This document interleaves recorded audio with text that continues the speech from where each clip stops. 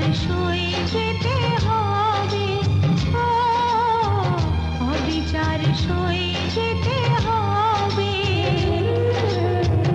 আর কেউ নাই থাক তোমারই ব্যথার সাথী, চিরদিন আমাকে পাবে, ও চিরদিন